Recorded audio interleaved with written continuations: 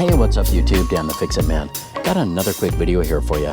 I'm going to show you how to change your rear brake pads and your rear brake rotors on a 2017 Honda CR-V. And this does have the electronic parking brake, you can see right there. Now I have another video on the same vehicle about 2.5 years ago of just replacing the pads. And on that one, I reversed the parking brake mechanism. I just used a battery. Just disconnect the power source here. Make sure you don't plug anything into the actual harness. And I just put 12 volts on this motor and reversed it. And then I was able to push it back in and put in the new pads. I'm going to do a different method today. I'm going to actually take the motor off and just spin that in manually. So that's the method I'm going to try today. Now the first thing I want to do is disconnect this harness right here. I'm just going to use a little flathead screwdriver, just put it in there, and then that will release the clip and you can take that off and put it out of the way. The next thing I'm going to do is undo the 5mm Allen head bolts that hold the motor onto the caliper.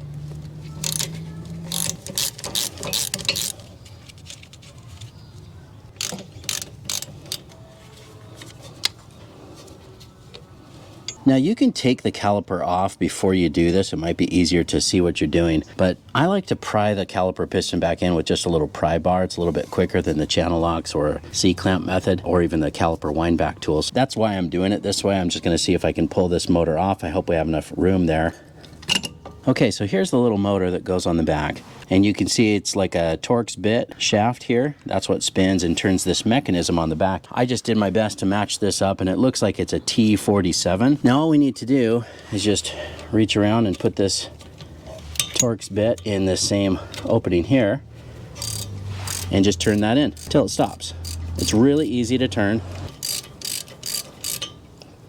There, and it stopped. That's all you need to do. Now it's very important that you do turn that mechanism in, or if you have the scan tool, you can put this motor into service mode and that will retract it all the way so that you can push the caliper piston back in. Or you can do the method I did previously in another video, which is just apply a 12 volt source in here to these pins and that will spin the motor the other direction as far as it needs to until it stops. This method seems to be just as easy. This one's actually in the Honda manual. It says this is the method to do it manually. If you don't have the scan tool, you take the motor off and then you just turn that mechanism in clockwise. Now again, you can see how easy that is to take that off and turn that in. It's also just as easy to apply a 12 volt source to that motor and spin it the other direction as well. Whatever you do, just make sure you don't put any power or plug anything in here to this harness. You can give yourself all kinds of error codes. Also, if you just try to push this in or pry this back in without retracting the mechanism first, you can easily damage the caliper, and same thing, you'll get all kinds of error codes, and these are expensive, so you don't want to do that. Now before you pry the caliper piston back in, it's a good idea to pop the hood and take a look here at your master cylinder reservoir to make sure that you're well below the max line so that you're not going to push the fluid and it's not going to come up out of the cap and make a big mess. In this case, we've still got plenty of room. We're at a little bit of an incline, but I've still got plenty of room to push that caliper piston back in. Now, a lot of people ask me if you need to take the cap off before you push the caliper piston back in,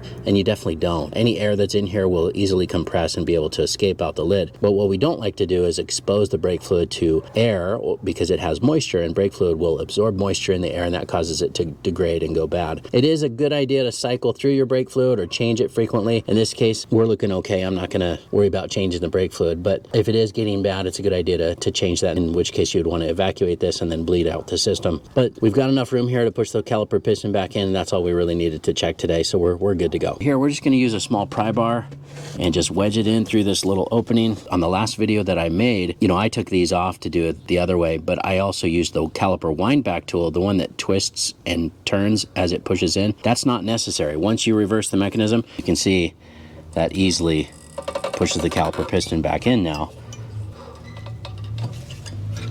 We're able to pry that all the way back in. And I just kind of shift this pry bar to the other side so I can push that piston the rest of the way in. And you can see now we're all the way in, and now we can just do like we would normally replace pads in the rotor. Now we just need to loosen and remove these two caliper slide pin bolts. Those are a 12mm.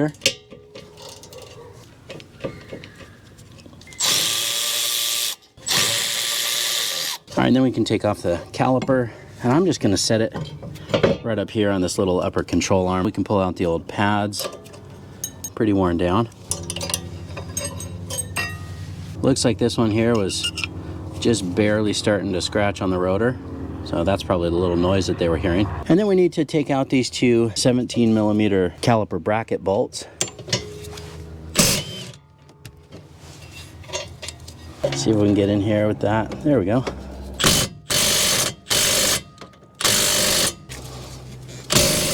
But you really lose a lot of that torque by adding that universal, because that did not get it. We'll see if the big impact will fit down here. There we go. Now with that universal, you lose a little bit of that impact, so we had to use the larger one. Barely fit in there. All right, then we can pull off this caliper bracket. All right, now to get the rotor off, we do have one screw in here. It's not Phillips, this is JIS 3. So a lot of times when you use a standard number 3 Phillips in there, a lot of times you'll end up stripping that. Now, this is a special screwdriver. This is an impact screwdriver. The idea behind this is that when you hit the back of it, it's an impact screwdriver. Not only does it break it loose, but this is also a ratcheting mechanism. This spins slightly. These are pretty inexpensive for how awesome this tool is. I'll make sure to get a link to that in the description. But we just need to smack the back of this several times. When I first got this, I was holding it here and hitting it, but you know, your hand really bounces a lot. So now I just hold the shaft down here and hit the end of it. After a few hits, you can actually feel it break loose when it spins. Just back that screw out. And sometimes these rotors will just fall off like that. And if they don't, there's two little threaded holes here that you can get a bolt or two to put in there and thread that in. This looks like an M8 by 1.25, and you just thread that in, and then that acts like a press. It will press the rotor off the hub. If you live in a really rusty area, that's something that you'll probably have to deal with. This one isn't too bad. This one just came right off. We're gonna just hit this with the wire wheel to knock off all of this rust or any corrosion there, and make sure you wear some safety glasses if you're gonna do that.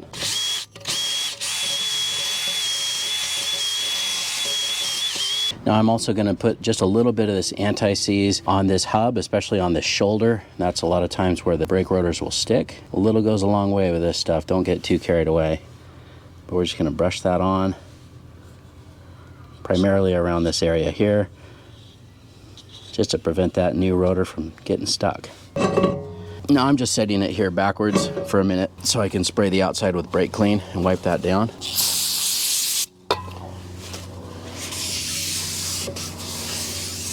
And you can see our threaded hole there. We just need to line that up.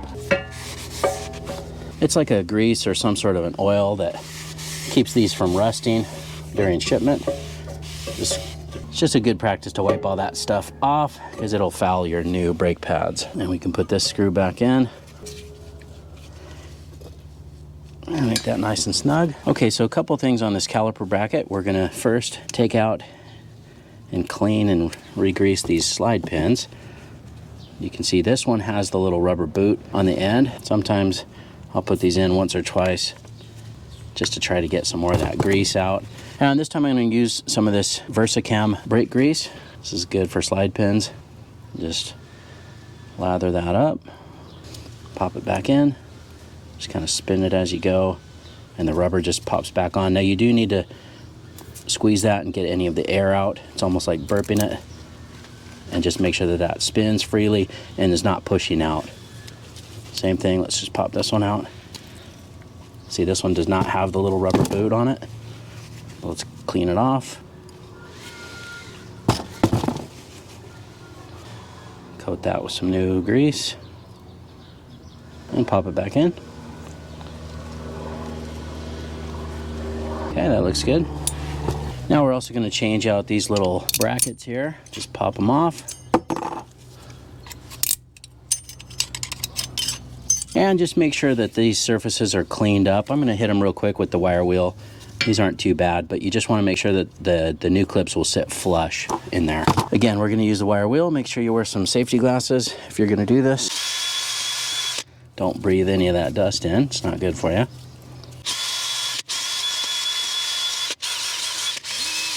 All right, now if you're in a real rusty area, you might want to hit these down here and just kind of coat that, which will prevent this from rust jacking and lifting up on those brackets. Just kind of more of a protectant underneath here. All right, and then the new hardware, just pop this in place. Just make sure that that's all the way flush. Same with this side here. All right, now this bracket's ready to go back on. And on these two bolts that hold the bracket on, we're going to add some thread locker to them. Just a little bit. Just kind of roll that around.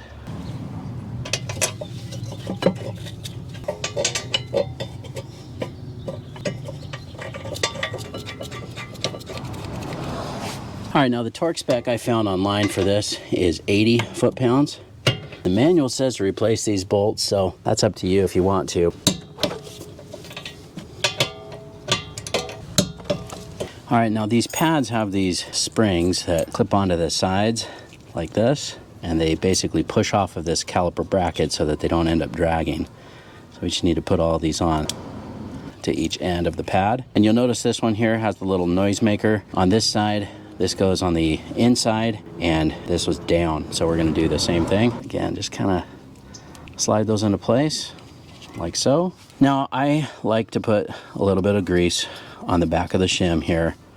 And I usually put some at the ends where the pads slide in and out, these little pad ears. You don't need a lot. If you put a lot of grease on here, it'll attract dust. But just a little bit of grease seems to help dampen some of the noise and vibration that happens with brakes. So this one is the inside pad. Kind of have to tilt it a little bit, kind of like that, like tilt it up or out, and then line it up and push it in. Now, of course, this is going to naturally want to push out because of those springs, and that means they're doing their job. Same thing on the outside pad. Let's just get these clips installed. All right, that worked. And just a little thin coating of this caliper grease on the outside, just a little bit at the ends here. And then we can put this one in, just kind of tilt it like so, and then push it in.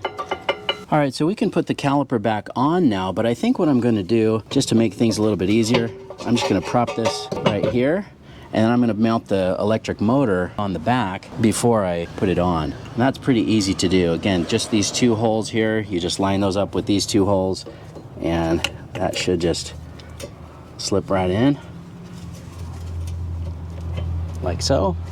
Just a little bit easier to show this, I guess, too, but we'll just get those little Allen bolts started there. Do the other side here too. Just make those snug.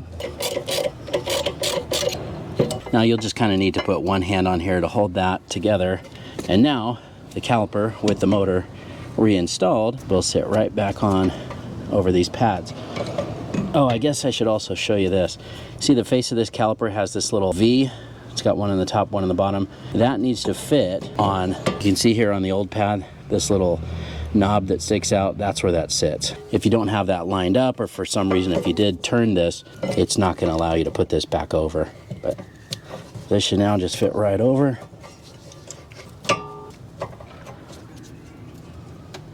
And then we can put our two slide pin bolts back in. And the torque spec on these caliper slide pin bolts is just 17 foot-pounds. All right, now we can reconnect the little electrical plug here for that motor. And that's pretty much it. Now, before you drive off, it's important that you step on the brake pedal several times before even starting the car. Step on the brake pedal several times, which will push the caliper piston back out, pressing these pads up against the rotor where they need to be. Now, when you do that, don't press the brake pedal all the way to the floor. That can damage the seals in the master cylinder. Just press it down halfway several times until it feels firm. And don't forget to double check the master cylinder and make sure that the brake fluid is at the right level. As far as the electronic parking brake adjustment, it pretty much is self-adjusting. All you need to do is turn the car on, apply the brake, take the brake off, and turn the car off, and it should be set where it needs to be. I'll get a link in the description to the other video that I did showing how to apply a 12-volt source to that to retract the electronic parking brake and just replace the pads on this vehicle if you'd prefer to do that method, but this seems to work just fine. I hope you liked the video. Please give it a thumbs up and subscribe if you don't mind. That does help me out. Feel free to leave a comment as well if you like this method versus the other one. Thanks to the YouTube comments, that's when I learned that I didn't need to turn the piston pushing it back in, so thank you for that. I'll get a link in the description to all the parts and tools used in the video as well. Thanks so much for watching, and good luck.